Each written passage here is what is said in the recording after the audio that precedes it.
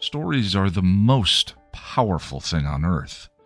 They are literally life and death. Wars are waged based on the story of who is the hero and who is the villain.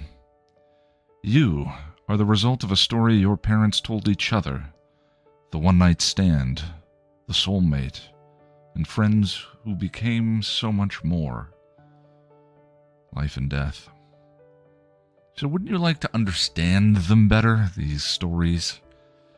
How Story Works, an elegant guide to the craft of storytelling by Lani Diane Rich, demystifies stories and helps you understand why you love what you love, why you hate what you hate, and why prologues are almost always a bad idea. How Story Works by Lani Diane Rich. Available on Amazon in ebook, audiobook, and paperback form. Get your copy today. Welcome to Still Pretty, a Buffy the Vampire Slayer podcast from Chipperish Media. I'm film scholar and sucker for that whole sexual heat thing, Noelle LaCroix. And I'm story expert and meek little girly girl, Lani Diane Rich, and we're here today to talk about Phases, the 15th episode of Season 2. Phases aired on January 27th, 1998, and was written by Dream Team Rob Des Hotel and Dean Batali and directed by Bruce Seth Green.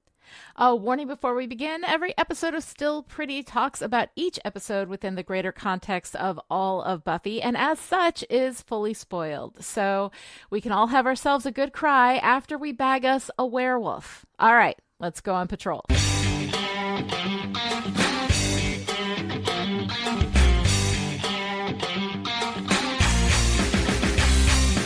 In Phases, Willow and Oz have started seeing each other, but it's going a little too slowly for Willow.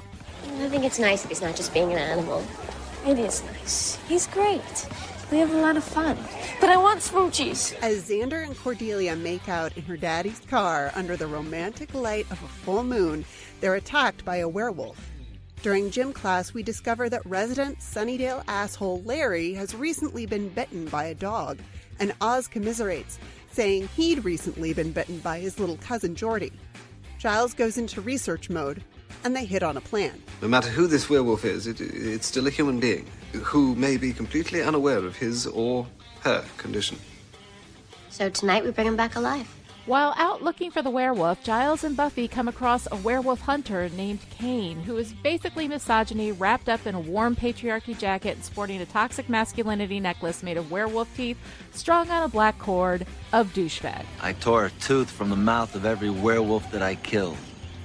This next one will bring the total to an even dozen.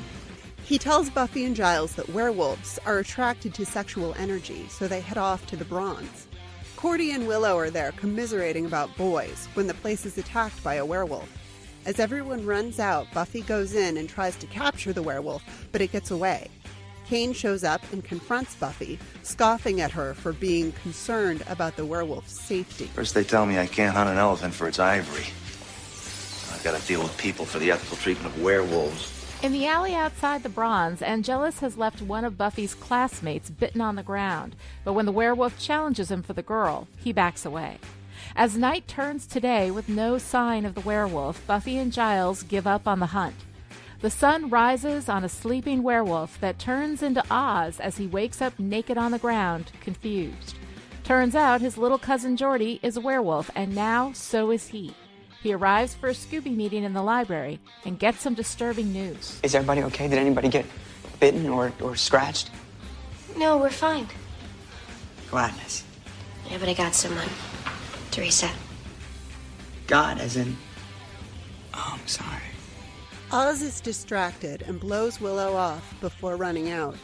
Buffy suggests that Willow be direct with him, maybe do something bold to get his attention. Buffy has a realization about Teresa, and she and Xander go to the funeral home to confirm how she was killed. Buffy feels guilty for failing to protect Teresa, and as Xander reminds her of all the people she saved, Teresa wakes as a vampire and attacks, giving Buffy a message. Angel senses love. Xander dusts Teresa, and he comforts Buffy for a moment before they leave. That night, Oz is setting up cuffs and chains to keep him from leaving the house when he turns, but Willow shows up ready to have it out. She confronts him about his mixed signals. Willow, this is not a very good time. I mean, what am I supposed to think? First, you buy me popcorn, and then you're all glad that I didn't get bit. And you put the tag back in my shirt. But I guess none of that means anything, because instead of looking up names with me, here you are, all alone in your house doing nothing by yourself. In the middle of Willow's rant, Oz changes into a werewolf and attacks. Willow runs outside and he chases after her, just as Kane arrives with a gun full of silver bullets and a yen to get that last werewolf tooth. Buffy meets Giles in the library as Willow runs in and tells them the werewolf is Oz, and they run out with a tranquilizer gun to get him. Buffy and Oz fight, and Willow shoots him. Kane shows up with his shotgun, and Buffy bends it and hands it back, telling him to get out of town. The next day at school, Willow finds Oz, and they decide to stay together. She kisses him and runs off, and he watches her go, smiling. A werewolf in love.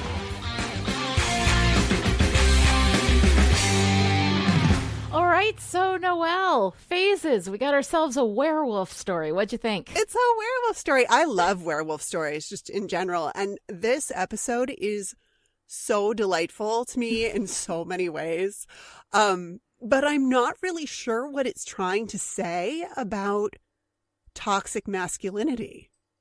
Yeah, I'm not really sure about that. We do get this line from Buffy when Willow is complaining that, she wants Oz to make a move and Oz isn't making a move. And Buffy says, well, it's a good thing he's not an animal, or I like that he's not being an animal, which of course brings us back to this kind of line drawn between like animalistic behavior and just men. And we have a lot of that, in here where we just are talking about how awful men are. I mean, most of phases is basically just men are the worst. Men are the worst. Yeah. Men are the worst. And it's seriously one or the other. Like either he's Oz and totally apparently checked out and not, really picking up on the anvils that Willow is dropping, that she is ready to seize the day. Yeah. Let's go. Let's get in there and get some of that.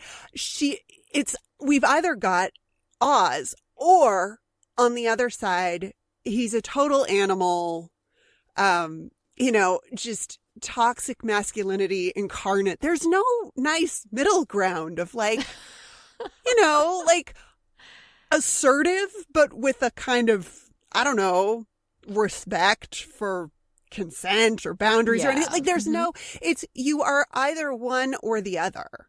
Well, right. And we have this character of Larry. Now, Larry I find really interesting because he is disgusting, like throughout. We've seen him a little bit before, not too much.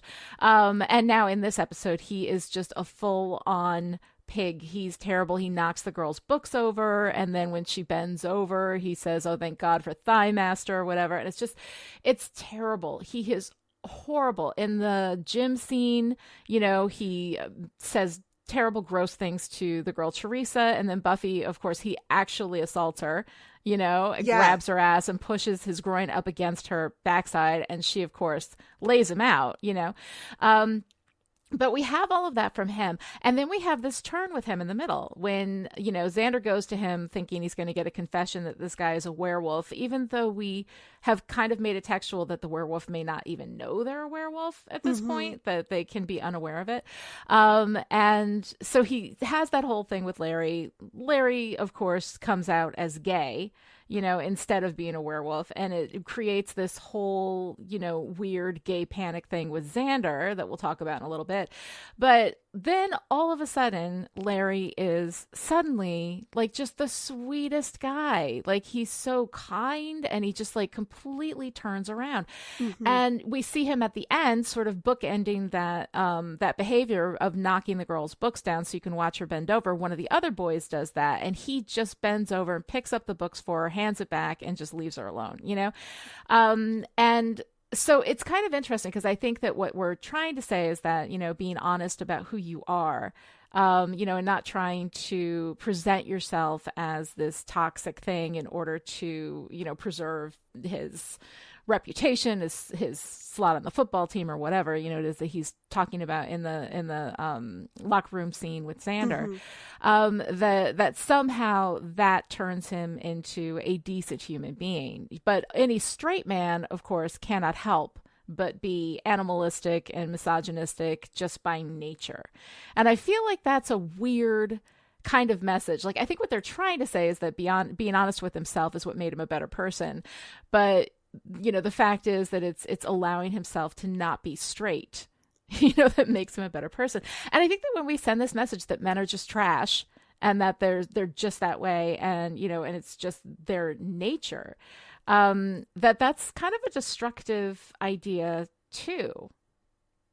Absolutely. I have a lot of feelings about Yes. Larry's this subplot with Larry.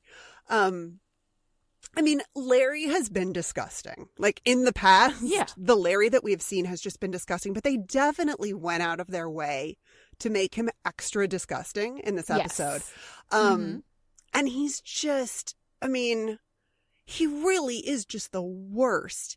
Yeah. And what I find fascinating about that scene in the locker room with Larry and Xander is that it starts off with Larry looking at himself in the mirror, and he's washing his face, and then he dries his face with his towel and sort of covers his face up as he's walking out into the main Yes. locker room area. And then, so he doesn't see Xander when Xander's there.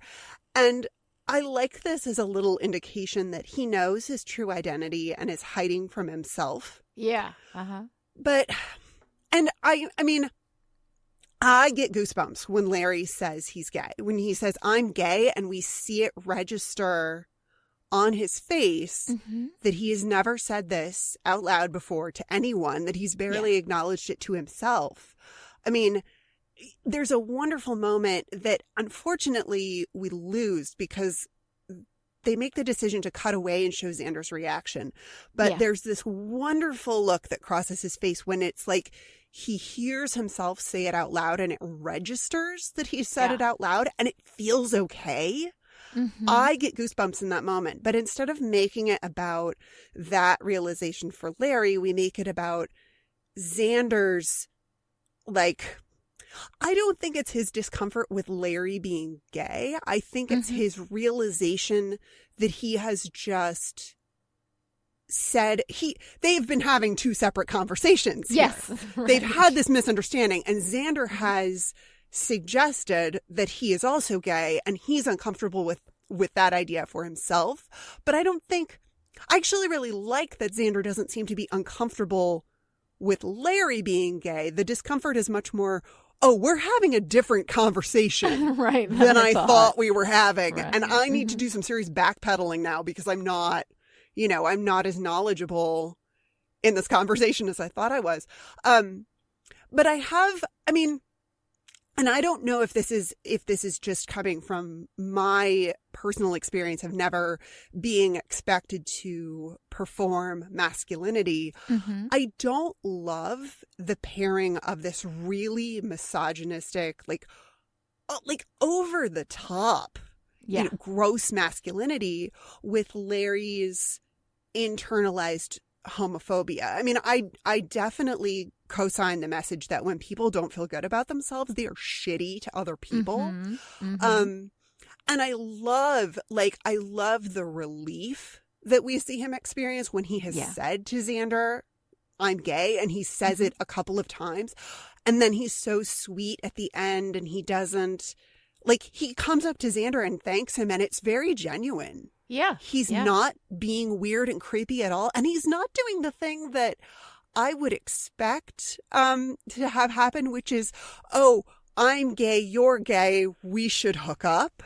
Right. Which is not to say that all gay people are attracted to all gay people. But as somebody who was out in high school, where there were not a lot of people were out, if you were queer and someone else was queer, there was definitely that maybe we should be queer together. Right. You're queer, I'm queer, let's be queer together. Let's be queer together, and they don't do that moment, which I think is really great. Yeah. But I still, there's something to me, and again, I'm coming from a really different position here, something rings false for me about the guy who has so internalized his homophobia that he turns it into misogyny, that he feels like the only way that he can have any power or status is by just being the most piggish, male chauvinist pig that he can be. I don't love that. And it does say something problematic, I think, about heterosexual men and what it means to be like masculine, like what it means to be a man. Yeah. Well, it is, and it's very performative masculinity. It is this idea, and it's not performative just masculinity, because there's nothing really masculine, I think, in reality about being a misogynistic predatory butthole, but I think that it's this performative straightness, this like, look at how much I like girls, like that kind of thing. And I also feel like we are telling this story about Larry, not to talk about straight and gay and all that kind of stuff, but just so we can have that really, really funny misunderstanding with Xander in the locker room, Yeah. So it's being set up to play as a joke, but yet we have this, wonderful transformation of Larry, who is no longer feeling the need to behave like that. And so then he becomes a decent person, that deep down inside, he was always a sweetheart, but it does feel like it was really put in for the joke. And that's not something they're really interested in talking about or examining. And I think you have a very generous reading of Xander in that scene, because I really read him as being as coming off with gay panic. We have the moment from him in the beginning where he's making out with Cordelia, but he's talking about Oz, and he's like, he's a senior, he's attractive, he plays in a band. Okay, maybe he's not attractive to me, but we have to make that statement, like, I'm straight, let's not forget that, while I talk about the attractiveness of other men, as though it is impossible for a straight person to recognize the beauty of someone in their own sex without it being, indicative of some kind of deep inner desire, so there's a lot of stuff in there that I think happens accidentally. Yeah. And I love Larry at the end. I love that we see a transition in Larry, but thematically, I'm not sure that we're really hitting all of our points well. And I think that's because it wasn't really intended deliberately, a lot of it. There's this weird, not quite parallelism with the werewolf story of Oz. Oz is this sweet guy, and he's not an animal, as Buffy says, which is wonderful foreshadowing. I just love that so much.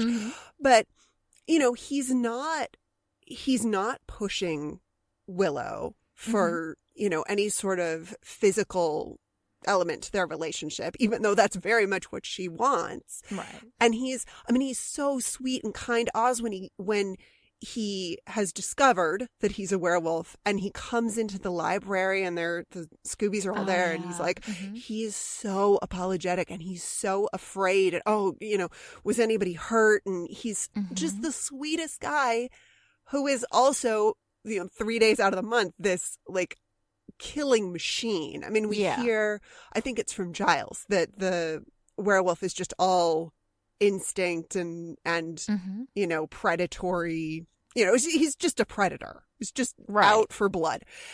So I almost have the sense that they were trying to do some sort of parallel between Oz, the nice guy who is this evil monster 3 nights out of the month, and Larry, the predatory monster who's not really a predator. I don't know. It's just not, it's not quite there for me. I do love, I love the misunderstanding. I love Xander. Okay, it's super problematic. Xander acknowledging that he remembers what it was like to be a hyena, because of course what Xander did when he was a hyena was dreadful. He sexually assaults Buffy as a hyena, and she calls him on it. She says, you said you didn't remember anything about that. I know, and I love the way he responds to that. He goes, I said I didn't remember anything about that. Yeah. But then we've got this, he's so funny, trying to channel the werewolf. Yeah. In that moment. And We have some very interesting Xander, and we really go, like, I feel very much on an emotional roller coaster with Xander in this episode. And they it's tough. Mm-hmm. But the whole gay subplot with Larry really seems like an excuse to do this misunderstanding with Xander, and I'm not sure it works thematically. I think overall thematically we're missing our points, because it's a lot of different like kind of messages going on, and not a lot of it makes sense. But in the like moment to moment execution of it, I think it's really good. Like the moment to moment work in this episode, with the exception of Kane, who is like, I understand that they've got this guy, and he is just like the absolute worst of everything that men can be. The way that he talks to Buffy, the way that he talks to Giles, like he's killing all of these werewolves and doesn't care the fact that they're human, the rest of the month. All this stuff. He's just truly, truly terrible. And so it feels like he is also a commentary on the nature of men, that men are just animals.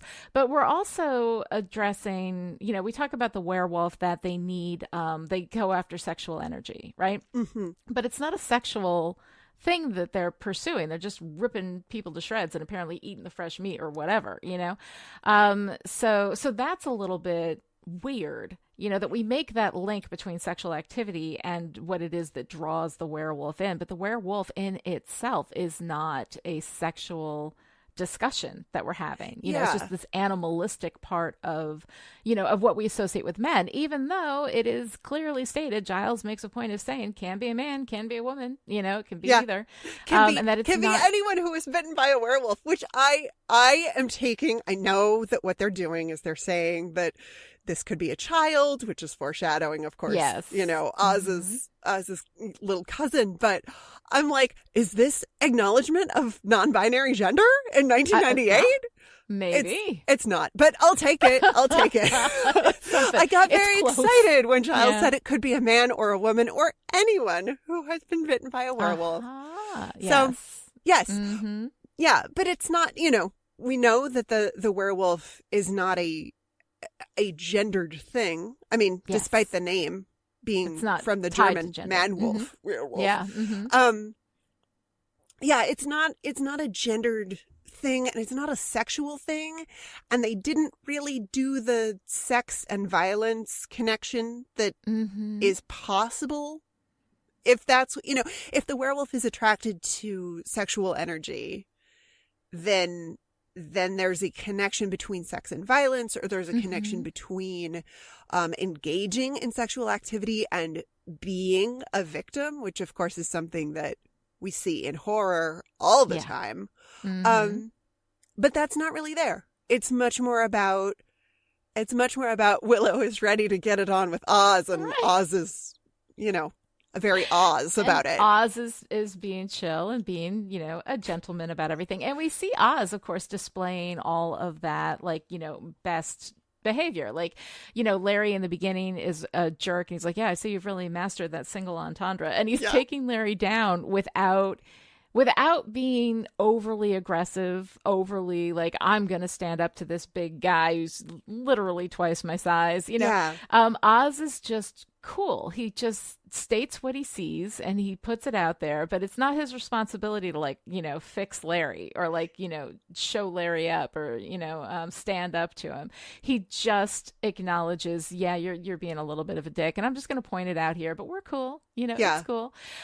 He's really taking his time with Willow. It was just last week that Willow was trying to get back at Xander, and he recognized that and said, when I'm kissing you, I want you to be kissing me. And he's giving her that time and space to get to that place, which I think is really, really nice. And I also like that in the end, it is Willow who kisses him. Yes. So she is kissing him. She is choosing him, and she has shown him that, which I think is really, really nice. But, for Oz, he is this kind of like extraordinary example of real masculinity. There's nothing about him that makes him less masculine because he is, not preying on women because he's not treating women with disrespect. All of that. So he gently tucks Willow's tag in for her during the scene in the gym, which is very sweet and caring and nurturing, which is something that we typically don't allow men to be. Culturally, I think we're getting to a better place with that. But it's interesting how, this is the guy who ends up becoming, this brutal animal. But thematically, yeah, I think it's kind of missing like really nailing down that theme, and it's sort of just throwing in a bunch of elements that seem sort of related. Kane doesn't really help that situation at all. Yeah. But we also have Xander and Giles, and I think we get some really fantastic Giles in this episode because he is adorable. Oh my god. I think I love everything Giles. I love when there is Kane, this huge guy with a gun, hunting werewolves, and he says something about Buffy, and Giles like, that is it. I am taking this man out, and Buffy has to stop him. It's adorable. One of my favorite Giles reactions is when Kane says that he looks like he's auditioning to be a librarian, and the look on Giles's face, like his outrage at being told he looks like he's auditioning. His expression is 100%. I already have the part. Thank you very much. Like he's so miffed. It's so great. And I love his delight at realizing that this is a werewolf. And he's like, one of the classics. He just like runs off to be with his books. I know. Makes me so happy. I love his little car, the little Citron. God. Oh my God. It is so adorable. And that car looks like when it's coming down the alley before they go into the bronze, it looks like it's being pushed. And actually, there are some outtakes from other episodes in which that car is literally being pushed by people coming Oh my down. God. Because I think it didn't actually run. I love it. It is my favorite thing. I love it. I love when he calls Kane a pillock. There's something about him using these very British, terms that always cracks me up. But there was this weird moment. I don't know if you noticed this, but when Xander makes the joke about the moon pie, and Giles cracks up in delight. It. Yeah. It wasn't a great joke. I don't understand. I don't understand why Giles would. I don't know. Right. I don't know. I mean, Xander, every time Xander jokes, and a lot of times they're much, much better jokes than that one. And Giles always rolls his eyes and says, well, now let's get back to the point. You know? And like, for some reason, they have this just weird, moment that's just giggling like a child at this joke, and it is so not Giles. I mean, it's adorable to see Anthony Stewart Head do anything, Yes. So I mean, it's always adorable, but it was just such a weird moment, and I was like, is there something I'm not getting about why that's funny? Yeah, if there's something else there, I'm not getting it either. Is it it's not that it's something in British English that's not in American. I don't know. I have no idea. I felt like I was missing something there. I felt like that was a joke for someone and not me. I don't know. But yeah, Giles being ready to beat the shit out of Kane for suggesting that he's having sex with Buffy is so fantastic. Mm-hmm. But again, I mean, it's like, Kane is such a weird character, and he's clearly there as like a counterpoint to Giles and Buffy, but not really. Like, he's just there to be big and gross, and I don't know. I don't know. Yeah, and to I think present a threat, like a real serious threat to Oz. But he's so weird. He almost feels like, as a character, he feels like he was transplanted from some other universe. I feel like he was meant for an episode of The X-Files. And then he ended up here because he's presented as kind of like this. He's supposed to be this big antagonist, but he's really kind of not, Yeah.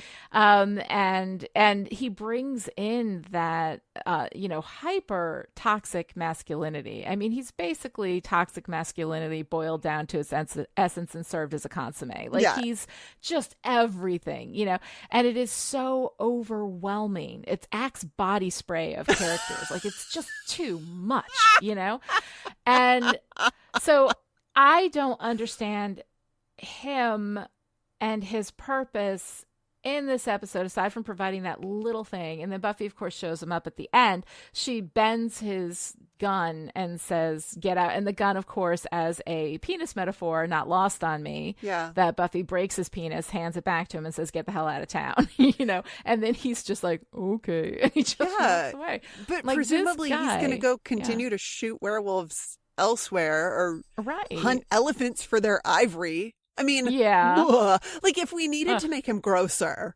you know, right. and after all of his grossness with Buffy and, you know, Giles and what is it? Get the fruit while it's fresh. Oh, yeah. I can't. I like God. it's. Yeah. I almost wanted there to. I almost wanted there to be more of like a kick to the groin moment with Buffy and Kane, but there's not. I don't know, but I do like. I like that, you know, he is strutting around with his big gun and, oh, I'm the only one man enough to kill a werewolf and all these things. And she just quietly bends his gun and hands it back to him as opposed to, I mean, because she could beat him to a pulp, but she chooses not to. It's more effective with him. Well, it's more effective to break his penis. Yeah. You know. There you go. To break his big metal penis. So I don't know. Like it just it just doesn't coalesce. We have all of these things that are so close to coming together and making like a really interesting statement, but we kind of like it just doesn't happen. It just doesn't come together. What we do get though is really, really fun Willow. I love Willow in this episode. I love Willow. Yeah, although you know we really even great. have some toxicity in Willow in this episode. Yeah. The way she takes out her frustration with Oz and her frustration with Xander on Cordelia to Buffy. You know, 1-800 I'm dating a skanky hoe. I'm like, oh, Willow, no. Right. But then later in the bronze, oh my she's God. sitting with Cordelia.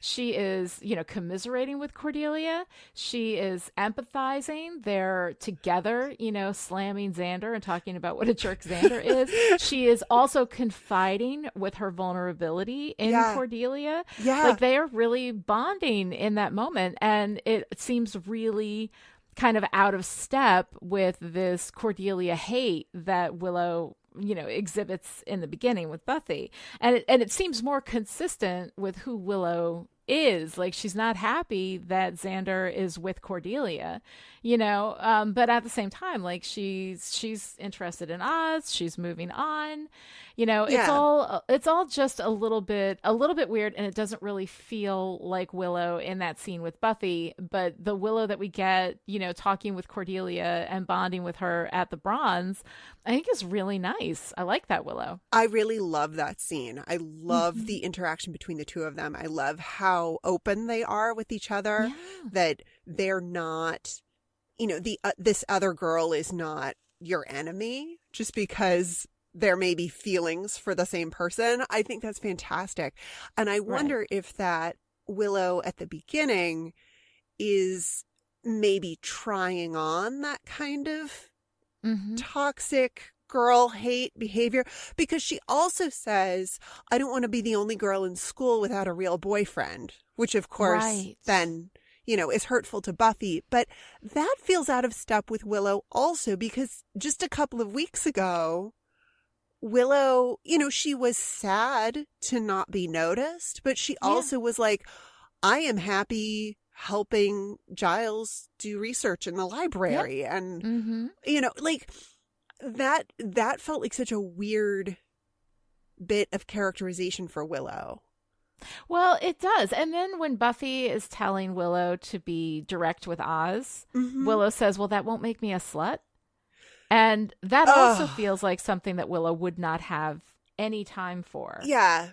Now, I wish they had played that differently. I wish that they had played that like a joke, like a sort of eye-rolly, oh, we both know that it's totally fine for a girl to make the first move, but society, like Willow's line about you're supposed to be a meek little girly girl like the rest of us. I didn't love the performance there. I really would have liked a little bit more of sort of a wink, wink, an acknowledgement that, like, we know that society expects us to be that. Basically, I want them to be, I want them to be more thoughtful and more aware of gender roles in society than they are. But of course, they are high school juniors.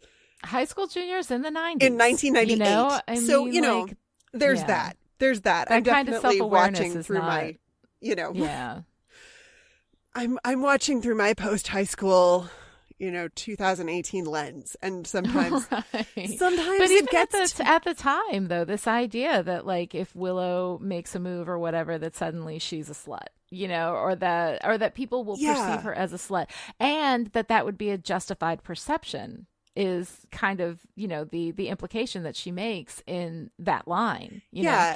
And and the idea that any sort of choice, active choice to engage in sexual behavior on the part of someone who is female makes her, like, again, there's no middle ground. It's either you're a good girl, as Cordelia says in that wonderful scene at the beginning, or you're a skanky hoe. There's no middle ground. There's no in between. So any sexual aggression on the part of a girl, even if it's just not even aggression. Yeah, any like acknowledgement that you have a sexual desire at all is, you know, that's it.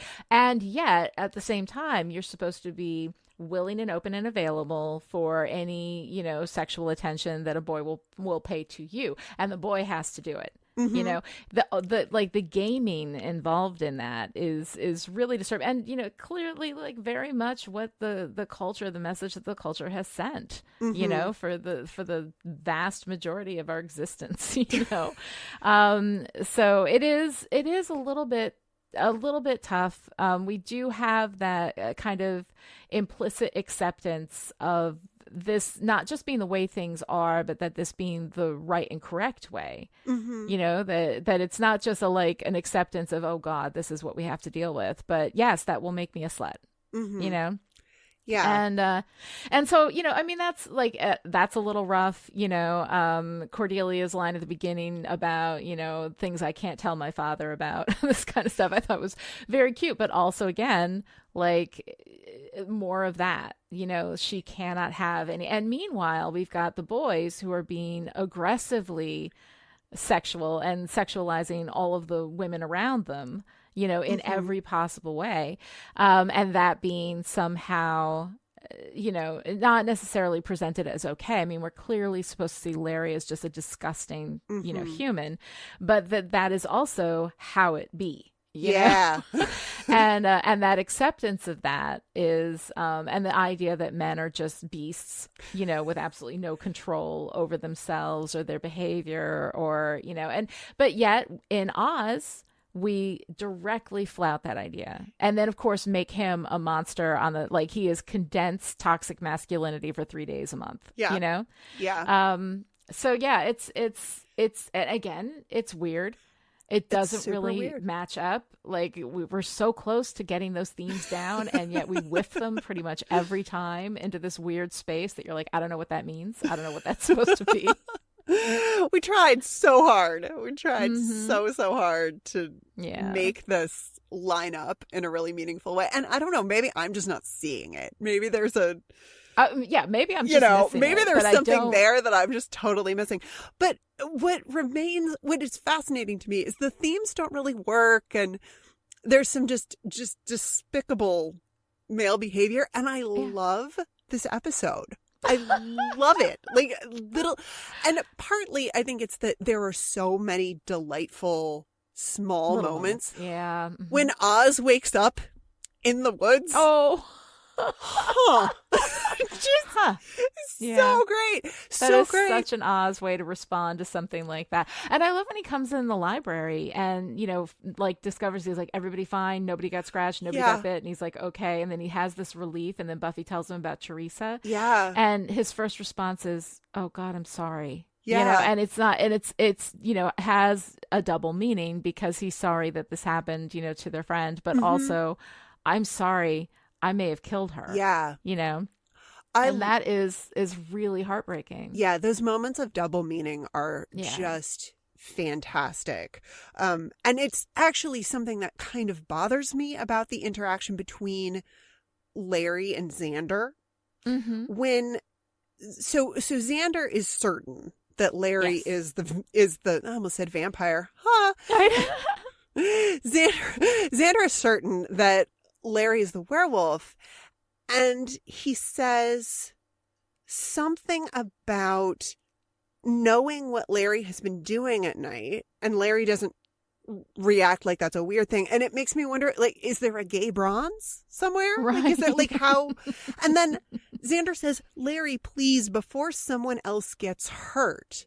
Mm-hmm. And Larry doesn't act like that's a weird thing to say either. Yeah. And I mean, we know what Xander is talking about here, but what does Larry think Xander is talking about? Right. That's the bit that just kind of, like, a little bit of a stretch there. Is there something? Yeah. I don't know. I felt like maybe I was missing something, or like, yeah. Well, the best misunderstandings come from something that, like, in the conversation, it can clearly be read both ways, you know, completely, that nothing would set either side off of being like, oh, this is not quite right. And so we kind of miss it there a little bit, because that can't apply to both situations. Like, nobody is being hurt by Larry being in the closet except for Larry. And, you know, and if he says before somebody else gets hurt. Yeah. You know, like, how is coming out of the closet going to hurt people, you know, or how is staying in the closet going to hurt anybody other than Larry? Like, all of that doesn't really match up. But I mean, if you wanted to stretch it and talk about the way that systems of oppression hurt people, because not just because it hurts to be oppressed, but because, you know, when Larry feels okay enough about who he is because he's been able to say it out loud, he doesn't take it out on everyone else. Like, he doesn't, he's not, you know, putting his hurt on other people. But it's not a great line vis-a-vis that misunderstanding. It doesn't really sell that moment. A lot of other stuff in that scene works really well, but that is kind of a flat note. Mm-hmm. You know, we also get a little bit of Angelus in this, because we want to make sure that he's still there. He leaves Teresa as a message for Buffy. Oh man, you know, which is really hard, and we don't have much of that. I mean, it's just a tiny little side note to kind of keep it alive that you know, we're still dealing with the aftermath of Angel turning to Angelus, you know, and bad boyfriends. But I also love bad boyfriends. We got another bad But I also boyfriend. love that they put eyeliner on him. Yes, because obviously men wearing eyeliner are totally evil. Yes, oh totally. And he's got his little. Oh, he's so good. His little flower that he's twirling when he's praying on Teresa. It's so evil and perfect, because he doesn't have a mustache to twirl. I guess he's got his little he's got his little yellow flower that he's gonna crush. Yes. Exactly. And the way he says, you know, she's so delighted and relieved. Oh, you know Buffy? And he's like, yes, very well. It's like, you are such a gross villain, Angelus, and I love it. I love it. I love it, awesome. And I love his like monster off with Oz too. What? I know. What? But it's great. I don't know. But like, I mean, in that moment, you get the sense that Oz is tougher than Angelus. Yeah.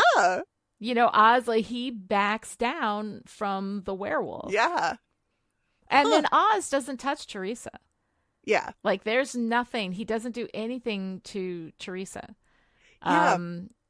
So that's kind of interesting too, because he's not Oz. He's the werewolf.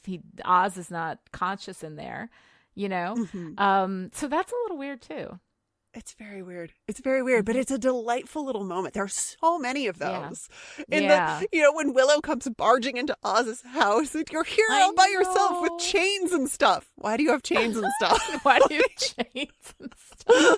Like, she's so great. All of the mixed signals you've been sending, and she just is going. I love when Willow has had enough and she just goes off on people. That is my favorite Willow. Willow is absolutely wonderful. We got a little bit sidetracked talking about Willow, but I love her whole, all of her in this episode when she gets when she's talking to Oz at the very beginning, they're talking about their date. They've been on a date to the movies, and it's so sweet. And they're Ozzing and willowing back and forth. My time was also of the good. Yes. And then Willow finally just gets so flustered and she can't anymore. And she says, "Oh, there, I have my friend, so I will go to her." Just like, I don't know how to do this. It's great. Just so just fantastic. adorable. And then when she's confronting Oz, she's finally confronting him, and she just can't get her words to make sense. And maybe it was better written down. And I know. just completely losing it, because she's pushing herself to do this thing that's really, really hard for her to do. And I feel for her in that moment. But she's just going with it. Like, it is not at all taking away from her, like, enthusiasm. She is in this moment. She is going to make her point. She's going to get it all out while she still has it. She still has the ability to do it. So it's really, really super fun. But of course, talking about Willow brings me into this week's What Are You Wearing? Oh my God. I love the purple hat. The purple hat is adorable. It is, I could completely knit that hat. All I have to do is study it for a little bit. I can completely knit it. But what's funny is that it looks hand knit. Like, it looks kind of a little messy in some places. And I love her little knit hats. They just, every time I see it, I'm like, ooh, I know how to knit that. I can make that and it hat. matches her sweater perfectly. Yes. It's like the same chenille yarn. I definitely wore matched chenille things in the late 90s. Yes, that rings very true for me. It's very true. Cute. I love her little overalls too. She's going through this whole thing. She's trying to get Oz's attention, and she's talking about being a slut while she goes in wearing a sweater with overalls over it. And it's just such overalls. A little girl. Giant little yellow girl overalls. Outfit. It's so great. It's so sweet. Mm-hmm. There's Willow's fashion throughout second season, I think, gets really, really good. Yeah, no, I like it. She's very quirky. But I mean, in that opening scene with Buffy, she's wearing like a real short skirt. Like she's, But she's wearing tights too. So, fair enough. Fair enough. But, that was exciting. It's fine. It's fine. All right. So for Arg, the patriarchy, I mean, basically everything Larry pre-transition. Everything Kane. Yeah, I mean, Kane clearly is brought in to be as gross and patriarchal as possible, calling Buffy sweetheart and sis. And I mean, he literally says, you're a girl, and girl, no one's man enough to do this, and this is what happens when you send a woman to do a man's job. Like, he is so cliche in his patriarchal swagger that it's eye rolly. Like, it's not even. It does. And it almost undercuts, because he's so over the top, that it undercuts the real damage that is done from these attitudes, which is usually done in this much more insidious, much quieter way. When you have somebody who's that loud and horrible, you're like, oh, well, that's the patriarchy. Right. That's misogyny. It's everywhere. Yeah. I mean, it's in little things, and it's in Shadow Xander, but yet we only really acknowledge it when it's that, completely out of line with everything, when it's so hyperbolic. That's the only time that we really look at it and say, oh yeah, it's bad. But I mean, if he had been a little bit less, if they had dialed him down from 85 to maybe 11, then you could work with that as something that still needs to be called out, but isn't so blatant that he's, that anybody who isn't that bad is like, oh, well, I must be fine. Right. Because I'm not like that. Right. But people who do a lot of damage with other, more insidious, quieter, modes of oppression, be that, racism or, sexism or whatever, because it's those quieter kind of societally accepted sort of gaslighty microaggressions that add up to cause so much trouble, and yet which we will overlook completely and only point at this kind of behavior when it comes through something like that, Yeah. It's almost like, I mean, and this is something we see with Shadow Xander. It's really uncomfortable to look at the ways in which all of us have these qualities. These really because we are all existing in the same system. So acknowledging that, as women, we are upholding our own oppression, or, as white people, we are upholding white supremacy, as, and on and on and on. And, when you think about, even, oh gosh, all kinds of sexism and transphobia within the LGBTQ community, and these ways in which we recreate systems of oppression and we participate in them by doing nothing. It's gross. It's very gross. And we have that with Xander and his gay panic, not so much about Larry being gay, but about being perceived as gay. The idea that anybody could perceive him as gay, being a really negative thing. Now, I mean, granted, at that time, being perceived as gay, this is, I think, fairly close to when Matthew Shepard was killed, right? That was 1998. Yeah. Right? Yeah. So it's in that time frame where being perceived as gay could get you killed. And I mean, let's not forget, that can still happen today. That still happens. And it still does. All the time. So I understand to a certain degree that there is a fear of that because, being targeted in that way is something that did happen back then. But mostly it feels like a fear of gay equals bad, and I don't want to be seen as gay because gay equals bad, as opposed to, I don't want to be seen as gay because I'm not. It's not genuinely who I am. Not, not that it's a big deal, but, that kind of thing, I think. And this reads as, just kind of a basic, rubber stamping of, yes, gay is bad, although at the same time we have Larry coming out as gay, and as soon as he can do that, he is the loveliest. He is the sweetest, and I just love him from that point forward. I mean, but that is the patriarchal system. We're talking about the patriarchy. That is patriarchy at work, that says that anything that is less than this one definition of masculinity, which of course is heterosexual, because men are more than, women are less than. So anything that is even kind of feminine aligned is less than. So being perceived as gay as a man is to be less than under the patriarchy. And that's, and this is why all of this is connected, and you can't, we can't really pull talk on about one thread. They all come out. Yeah.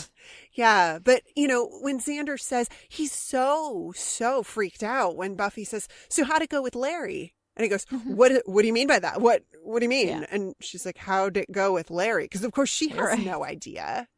She has no idea. And Xander hasn't told anyone. But Xander is so freaked out by the notion that he might be that Larry believes that he is gay, that Xander is gay. Right.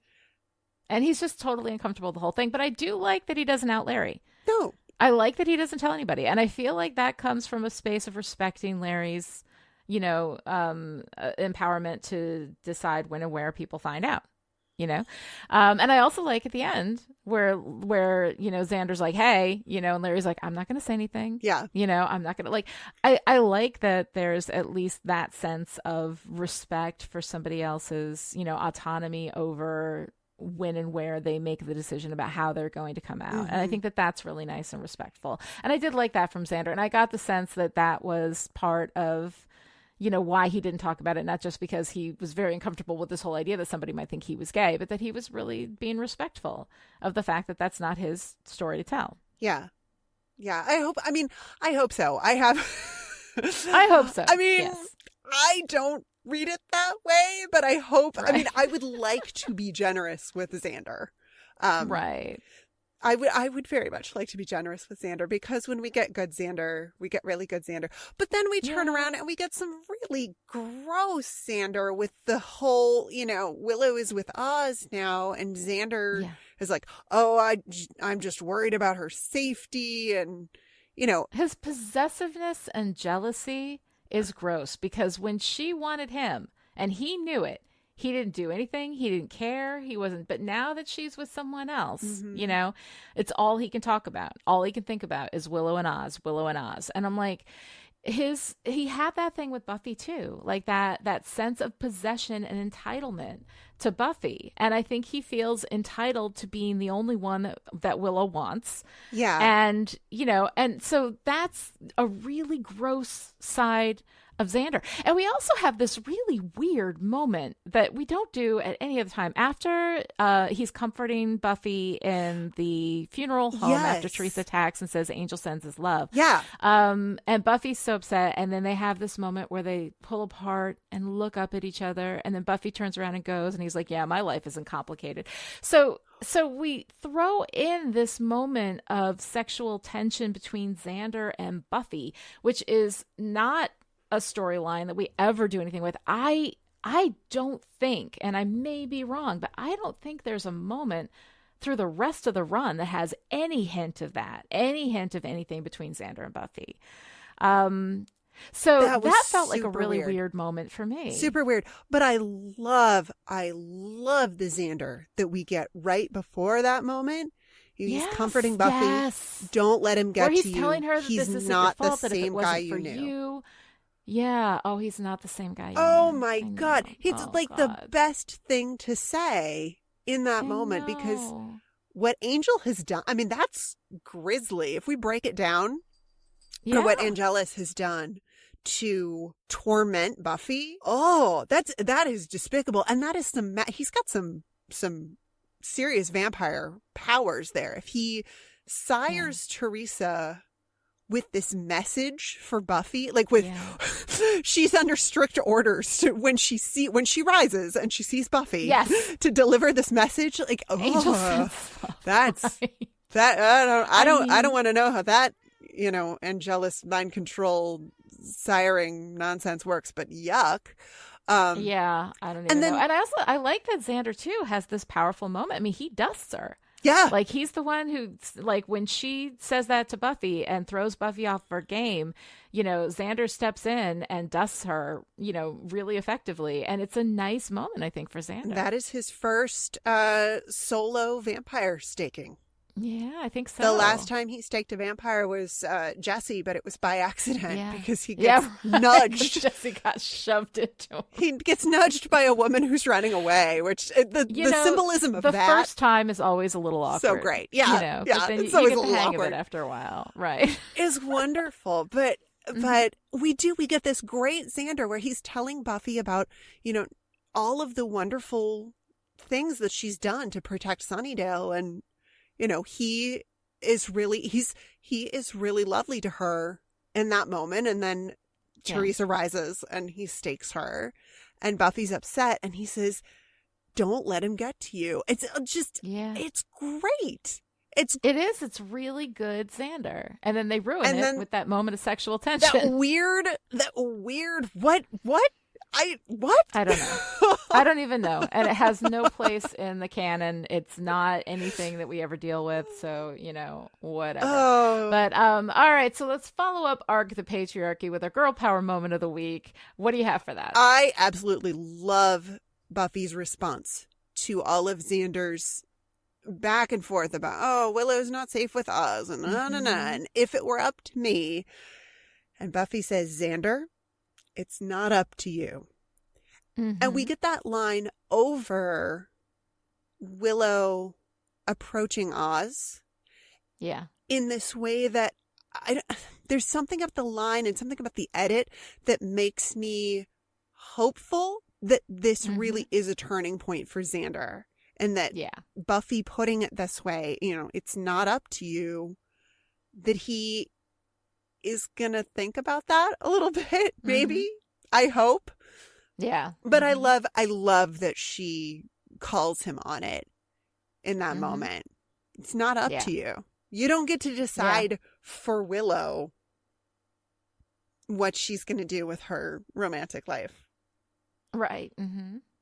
Yeah, no, it's very cool. I like that moment with Buffy, and I like that she sets Xander down, you know, and she's nice about it, which is sweet because I probably wouldn't be.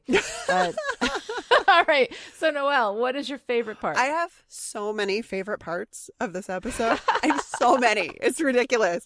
I mean, any episode with Oz in it, I'm probably going to have, 12 or 13 favorite parts.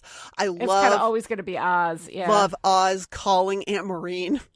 Is Jordy a werewolf? And how long has that been going on? It's so funny. That is so good and so Oz.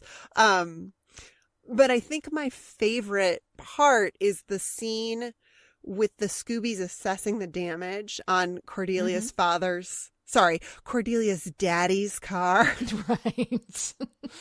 I don't know. The word daddy is always gross to me. It always squicks me out. I just don't use the word daddy. Nobody should use the word daddy.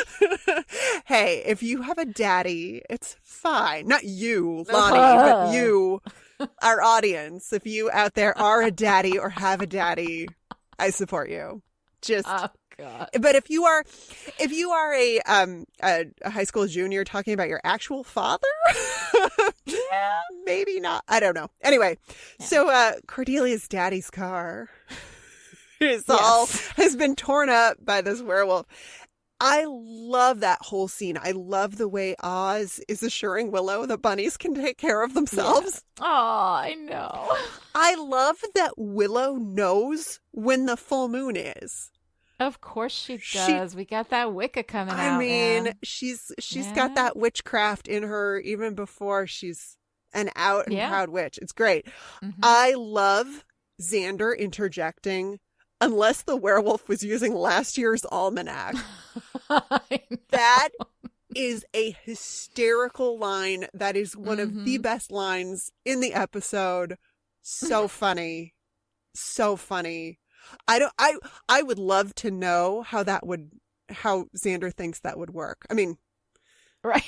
Obviously he's making a joke, right? But I love the idea that somehow that would affect the werewolf. Having a bad calendar. Yeah, you have the wrong calendar. The werewolf entirely, right. And I love with my whole heart Giles being so delighted that it's a werewolf because it's one of the classics. Right. It's beautiful. That scene, that whole scene. And then, of course, the nice little coda with Buffy saying he really needs to get a pet. Yes. Oh, that is really cute.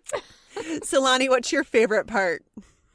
Willow busting into Oz's house and telling him, this is it. I don't care. I'm just like, she's had enough. Willow is so quiet and everything. And then she gets to a point and she's like, no. And I love when she's pushed to that point. Like every time we have an episode where Willow like dresses somebody down, I'm going to love it. It's always fantastic. Now get the hell out of my library. Exactly. I love Willow. You're going to live forever. You don't have time for a cup of coffee. It's great. So good. It's the best. I love that.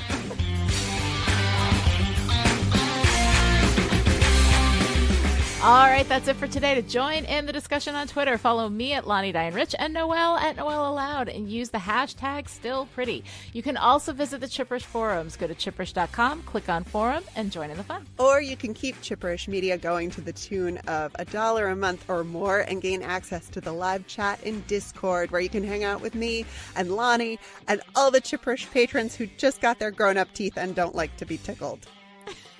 Visit patreon.com/chipperish to find out more.